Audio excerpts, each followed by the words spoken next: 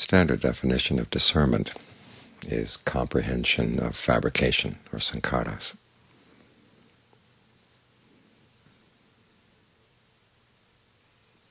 And you try to comprehend these fabrications in terms of the Four Noble Truths, seeing on the one hand how some fabrications cause suffering and actually constitute suffering. Suffering itself is a fabrication. And on the other, how you can turn some of these fabrications into the path. Because the path is something you put together. Some people think the path is just being equanimous, learning how to just watch things arise and pass away and not get involved. But that equanimity, it turns out, is a kind of fabrication. And you need more than just equanimity in order to really understand things. And one of the best ways to develop discernment is actually to put the path together. It's like getting a chemistry set. You learn about the chemicals by mixing them in different ways. And the best way to do that is to mix the fabrications of your mind and your body in a way that gives rise to a sense of real stillness, so you can see things very, very clearly. And in the course of getting there, you really understand this is what the mind does. This is how it deals with the breath, how it deals with feelings and perceptions, to create a state of becoming. And then from that state of becoming, when you're really solid and very clear, you can see the really subtle fabrications going on that you would have missed otherwise. So we're focusing on the breath. This is called bodily fabrication.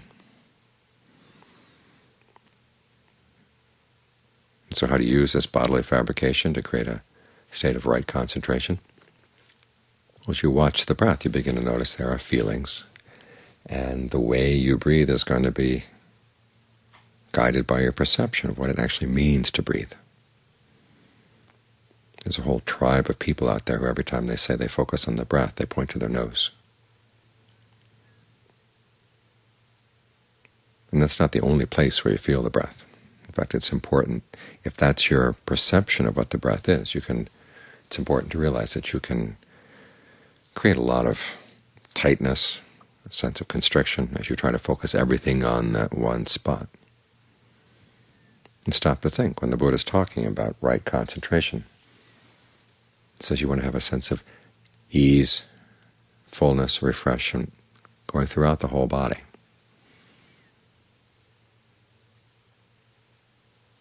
It comes up in waves through the body, or it's totally still and solid throughout the body. There's a sense of peace that fills the body. Now, what kind of breath could lead you there? What perception of breathing could lead you there? This is where it's useful to think of the breathing as a whole body process. The breath is not the air, it's the energy that allows the air to come in, and that's only one aspect of the energy. There are other energies that flow throughout the body.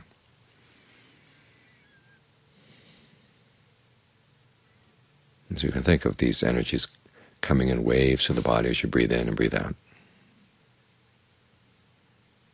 And that can get you to one level of concentration. It allows the mind to settle down with a sense of spaciousness so that you're not clamping down on one spot in the body.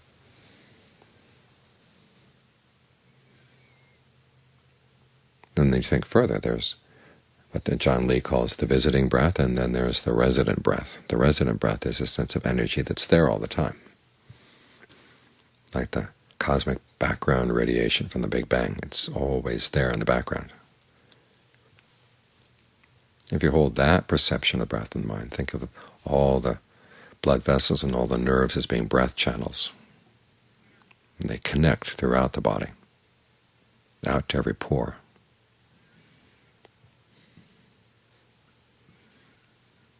And if one part of the body seems to be starved of breath energy, where can it get that energy from? If it has to pull it in from outside, it's disturbing. How about allowing it to flow in from other parts of the body? Think of everything connecting up, and just go through the whole body. with that perception of allowing things to connect, and that your body is open on all sides like a sponge.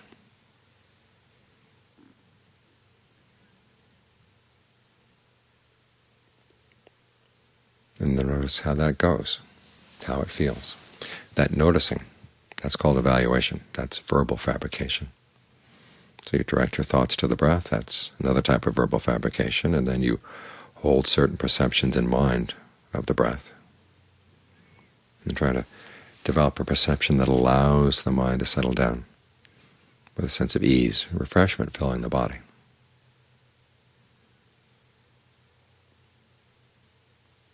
Okay, the feeling of ease and refreshment, that's mental fabrication. And the perceptions that you hold in mind of the breath, that's mental fabrication as well.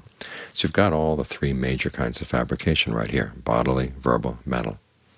And you're putting them together to create a sense of ease and well-being, this state of becoming in the present moment that's called right concentration.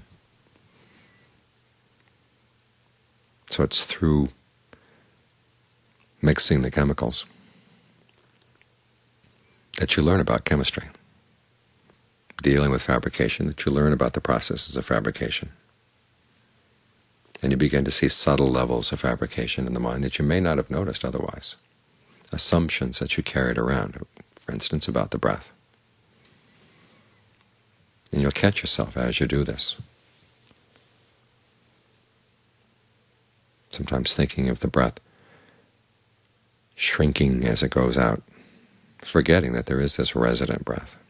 If your sense of energy shrinks with every out-breath and your awareness shrinks with every out-breath, you're not going to be able to create that state of full-body, still, constant awareness that the Buddha is asking you to develop.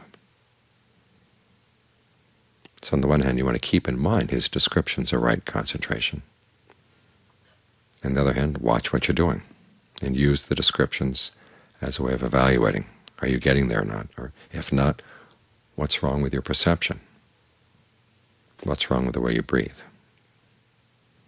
What's wrong about the way you're thinking about these things and evaluating them?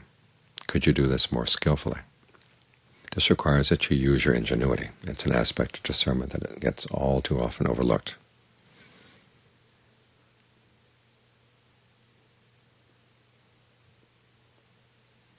But it's something you have to strengthen all the way through the path, not only in concentration, but when you're developing your virtues, working with the precepts. You find yourself running up against situations in which you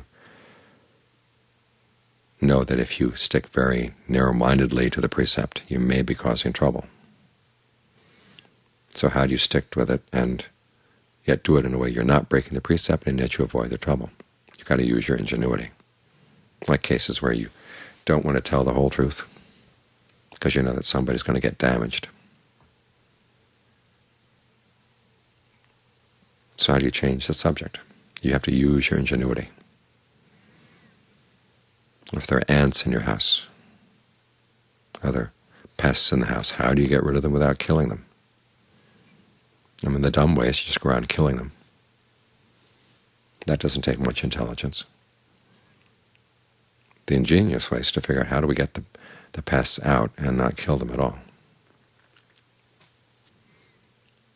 And this issue came up once in a discussion group, talking about ants, and someone complained, gee, a really profound subject here, dealing with ants in the house. I said, look, if you can't figure out an intelligent way to rid your house of ants without killing them, how are you going to figure out more subtle things? This is a good test of your ingenuity right here.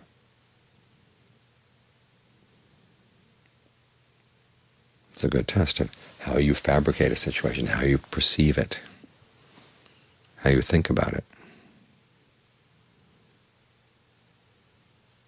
This applies to all aspects of life. The way you talk with other people,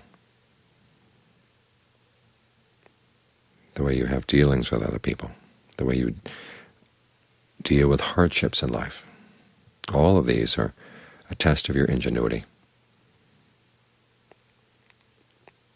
and a test of your ability to fabricate a state of mind that doesn't suffer in the face of difficulties, hardships, the rough and tumble of every day. That's an aspect of discernment as well. So the way we strengthen discernment is by looking at every opportunity we have in life to understand how we're fabricating a particular situation through our perception of it, and how we can change our perception about the opportunities, the alternatives that are available to us.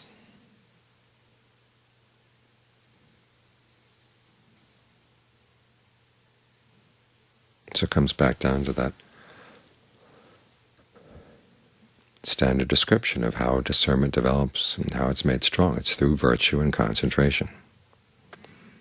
And it's not that discernment is the end product that comes once the concentration is developed. It's in the process of developing the concentration. It's in the process of working with the challenges of the precepts that your discernment